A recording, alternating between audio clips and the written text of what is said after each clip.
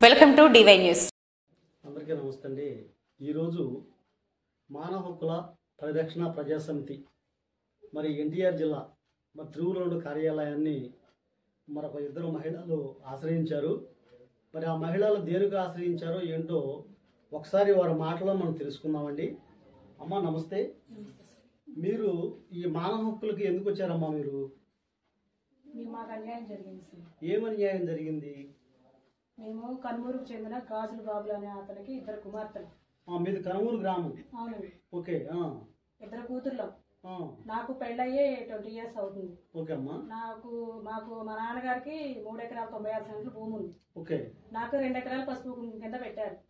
ఇంకొక 1.96 సెంట్లు ఉంది. నా తరాంతరం నాకు వచ్చింది కాబట్టి మిగతాది మా చెల్లికి ఇస్తాం అనుకున్నాను. మా నాన్నగారు ఇస్తారేమో అనుకున్నాను. ఈ లోపల మా నాన్నగారికి కొంచెం హెల్త్ బాగోగా చనిపోయారు. ఈ చనిపోయిన తర్వాత తను మా మేనత్త గారు పొలం కౌలు చేస్తున్నారండి 4 ఎకరాలు. నాకు ఇచ్చిన 2 ఎకరాలు కూడా నేనేం తినలేదు. ఆమె కౌలు చేస్తున్నారు. ఓకే.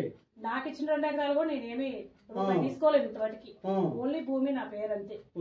మా నాన్నగారు తింటారులే అని చెప్పేసి అది ఇది వదిలేసాము. ఈ లోపల అనారోగ్యంతో బాధపడుతున్నారని తెలిసింది. మేము వచ్చాము, చూపించాము, అంతా బాగానే ఉంది. తర్వాత ఇంటికి తీసుకొచ్చిన తర్వాత మళ్ళీ హాస్పిటల్కి మళ్ళీ బాగాలేదు సీరియస్ అని చెప్పి తీసుకెళ్లి కనీసం మాకు మా మేనత్త అనే ఆవిడ పొలిమేర ఆవిడ ఉంది చిక్కుళ్ళగూడెం గ్రామంలో. ఆవిడ తీసుకెళ్లారు మా నాన్నగారిని. తీసుకెళ్లి అడ్మిట్ చేసి 3 రోజులు 4 రోజులు ఉన్నారు హాస్పిటల్లో. 5వ రోజు చచ్చిపోయిన తర్వాత మాకు ఫోన్ చేశారు. ఇలా చేయడానికి కారణం ఏంటంటే వాళ్ళు మా ఆస్తి మీద వాళ్ళకి కన్ను ఉందన్నమాట. తర్వాత దినం అన్ని అయిపోయింది. సరే చనిపోయినాడు, ఇంక మనం ఏం చేయలేవు, అయిపోయింది. దినం అయిపోయిన తర్వాత ఇంక మా పొలం మేము చేసుకుంటామండి అన్నాం. అన్న తర్వాత ఈ లోపల మీ పొలం ఏంటి, నీది మీకు ఇస్తాం, నీకు మిగతాది మాకు రాశారు మీ నాన్నగారు అన్నారు. ఎలా రాశారు? మా నాన్నగారు మీకు మా నాన్నగారు ఆస్తి కాదని మా తాతయ్య గారిది, మాకు లేకోకుండా నీకెలా వస్తుంది గొడవ జరిగింది. సరే అని చెప్పేసి చూసుకున్నాం అది ఇది అని చెప్పేసి ఎటువంటి అటు వెళ్ళిపోయారు. మా దాన్ని మేము వెళ్ళిపోయాము. దినమైన తెల్లారు ఎట్లా మేము సచివాలయం దగ్గరికి వెళ్ళాము. ఆ చెల్లి పేరు మొన్న 1.96 సెంట్లు చెల్లి పూర్తి చేద్దామని చెప్పేసి ఎలాగైనా సరే మీ చెల్లికి ఇవ్వాలని అయితే వెళ్ళిన తర్వాత సచివాలయం దగ్గరికి వెళ్ళిన తర్వాత సార్ మరి ఇట్లా చెల్లి పేరు ఉన్న భూమి చెల్లికి చెందాలి, ఏం చేయాలి సార్ పాస్పోర్ట్ చేయాలని అడిగాము. ఎవరు అడిగారు? విఆర్ఓ గారు గంపగూడ మండలం కనుమూరు గ్రామం ప్రభాకర్ రెడ్డి గారు అడిగారు. ప్రభాకర్ రావు గారిని అడిగాము. తను ఏమన్నారంటే అమ్మ ఫ్యామిలీ సర్టిఫికేట్ కావాలి, ఎఫ్ఎంసీ కావాలి అని చెప్పారు. దానికి ముందు మీరు పెట్టుకోవాలంటే డెత్ తీసుకురావాలని చెప్పారు. మేము ఏం చేసామంటే దినమైన తెల్లారి మేము వెళ్ళామండి విజయవాడ. మా ఇద్దరక్క చెల్లెలు పొద్దున్నే వెళ్ళిపోయేసరికి మేము అలా తీసుకున్నాము, టైప్ చేపిస్తున్నాము. మా జిరాక్స్ మీరు కూతురు ఏంటనే వర్క్ ప్రూఫ్స్ అడిగారు. నాకు సమయానికి మా వెళ్ళేసరికి మేము జిరాక్స్ తీసుకురావడానికి బయటకు వెళ్ళాము. వెళ్ళే లోపల తను వచ్చారు, మా నాయనత్త గారి హస్బెండ్ వాళ్ళ వచ్చాడు. వచ్చి టైప్ చేయించుకుని తీసుకోపోయేటప్పటికి మేము వచ్చాము సార్. వచ్చేసరికి అక్కడ గొడవ జరిగితే ఇది అది ఎట్లా సార్, మేము ఆడపిల్లలు మా ఆస్తి ఇలా చేసి రాపించుకొని ఇలా చేయాలని వాళ్ళు వచ్చారు సార్. లేకపోతే మా నాన్నగారు డెత్ సర్టిఫికేట్ తనకేం పని అనేసరికి వాళ్ళు పోయి అక్కడే వాపోయారు. వాళ్ళే ఇచ్చి నీకు ఇవ్వము, నువ్వు పెట్టినా చూసినా నీకనేది ఇవ్వం, ఆడపిల్లలకే ఇస్తాం, వాళ్ళ కుటుంబీకులకే ఇస్తాం అని చెప్పేసి అంటే సరే ఇవ్వండి అని మా నాన్నగారు ఆధార్ కార్డు ఆ మేడం గారి చేతిలో ఉన్న ఆధార్ కార్డు లాక్కొని వెళ్ళిపోయారు. దౌర్జన్యంగా లాక్కొని వెళ్ళిపోయిన తర్వాత ఆ మేడం గారు వాళ్ళు మాకు ఇది జాగ్రత్త అమ్మా, మీరు ఎక్కడ కూడా లీక్ చేయని వాటికి ఇవ్వకండి అని చెప్పారు. అదే ప్రకారంగా మేము ఈ మధ్యలో జిరాక్స్ తీస్తే ఇబ్బంది అయిందని చెప్పేసి అంటే తను అక్కడ జరిగిన ప్రవర్తన బట్టి వాళ్ళు గెస్ చేశారు. మేము బయటకు వెళ్ళి అక్కడే ఆ లోకల్లోని విజయవాడ సరౌండింగ్ లోనే చేయించాం అనమాట. ఇక్కడెక్కడ బయట పెట్టలేదు, ఈ మధ్యలో ఎక్కడ తీపించలేదు. తీసుకొచ్చి విఆర్ఓ గారికి ఎఫ్ఎంసీకి పెట్టాము. పెట్టిన తర్వాత సార్ ఇది ఎక్కడా లీక్ చేయడానికి వీల్లేదు, మేము తప్పితే ఎవరికి ఇవ్వలేదు, ఇది ఏదన్నా జరిగిందంటే మీదే అని చెప్పి వాళ్ళకి చెప్పి ఇవ్వడం జరిగింది. సరైన ఒప్పుకున్నారు. ఒప్పుకున్న తర్వాత ఫస్ట్ ఒకసారి అప్లై చేసాము, రిజెక్ట్ అని వచ్చింది. అదేంటంటే మీ ఆధార్ పేరు చాలా తేడా ఉందని చెప్పి చేశారు.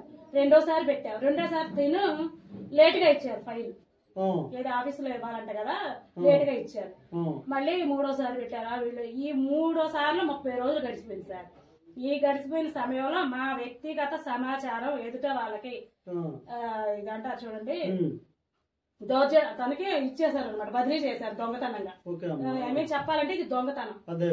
మేమంతగా చెప్పినా కూడా ఆయన మరి ఎటువంటి ఏం ఆశించి వాళ్ళ దగ్గర చేశారో మాకైతే తెలియదు. అది వెళ్ళింది ఈ 30 రోజుల ప్రాసెస్ లో వాళ్ళ జరిగి ఆన్లైన్ చూపిస్తుంది. పోయిన అక్టోబర్ నెలలో మా నాన్నగారు పేర్చిన అడంగులు మా నాన్నగారి పేరు చూపించింది. తర్వాత ఈ నెలలో మొన్న చూపిస్తేను పాస్బుక్ అని చేద్దామని వెళ్ళేసరికి చెరుకూరు సామ్రాజ్యం అని వచ్చింది సార్. ఇప్పుడు అది మాకు చాలా అన్యాయం జరిగింది. ఒక విఆర్ఓ గారి ద్వారా మాకు అన్యాయం జరిగింది. ఇప్పుడు ఈ 30 రోజుల్లోనే వాళ్ళకి ఆన్లైన్ లో ఎక్కింది సార్. అవును సార్. ఇప్పుడు మీకు ఉన్నటువంటి ఉద్దేశం ఏంటంటే ఇప్పుడు మిమ్మల్ని డెత్ సర్టిఫికేట్ తీసుకొచ్చి ఫ్యామిలీ ఇది పెడితే మీకు చేస్తామని చెప్పారు. ఇప్పుడు ఆ డెత్ సర్టిఫికేట్ తీసుకొచ్చిన తర్వాత దాన్ని బట్టి వాళ్ళు చేశారని మీ ఉద్దేశం. అవును సార్. అంతే కదమ్మా. రిజెక్ట్ 3 సార్లు రిజెక్ట్ అయిందంటే ఏంటి సార్? 3 సార్లు. ఫస్ట్ సారి ఎందుకంది? ఏదో ఆధార్ తేడా అని చెప్పేశారు సార్. మళ్ళీ అదే ఆధార్ పెట్టారా మీరు మార్చారా? మళ్ళీ అంటే సంతకం ఒకటి తేడా అని చెప్పేశారు. అది మళ్ళీ సర్చ్ చేసి ఏదో చేసాము. రెండోసారి పెడితే తను మళ్ళీ ఫైల్ ఇవ్వలేదంట. అక్కడ రెండోసారి పెట్టిన ఫైలు లేట్ చేసి ఇచ్చారు. బిఆర్ఓ గారు పై అధికారులకు ఇవ్వలేదు, లేట్ గా ఇచ్చారంట. లేట్ గా ఇవ్వడం తక్కువ డేస్ గడిచిపోయేసరికి రిజెక్ట్ అయిందని చెప్పేశారంట. ఓకే అమ్మా.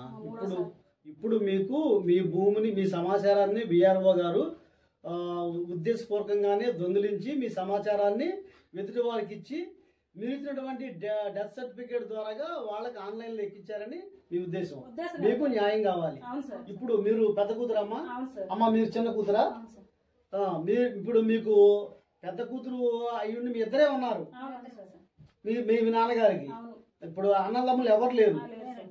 ఇప్పుడు మీరు హాస్పిటల్లో కూడా ఈయనకి మీరు సేవలు చేశారు సార్. ఫస్ట్ టైం వెళ్ళినప్పుడు నేను వెళ్ళాను. అంతకు 2 సంవత్సరాల క్రితం గారు మా ఆయన గారు వెళ్ళి చూపించుకొచ్చారు. అప్పుడే మందులు ఆడితే ఈయన బాగానే ఉంటాడు. ఈయన కొంచెం బాగా తాగుతాడండి. తాగి ఇచ్చేస్తా ఉంటాడు. మీరు మా కాడికి రండి నాన్నగారు అంటే రానన్నారు. మేము అక్కడికి వచ్చి ఉంటామంటే వద్దన్నాడు. ఇంకా మేము ఏం చేయగలం సార్ ఆడపిల్లలు?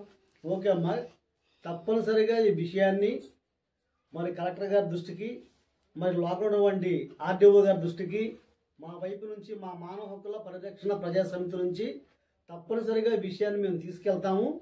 మీకు న్యాయం జరిగేలా మేము కంపల్సరిగా మేము అధికారుల దృష్టికి తీసుకెళ్తామమ్మా.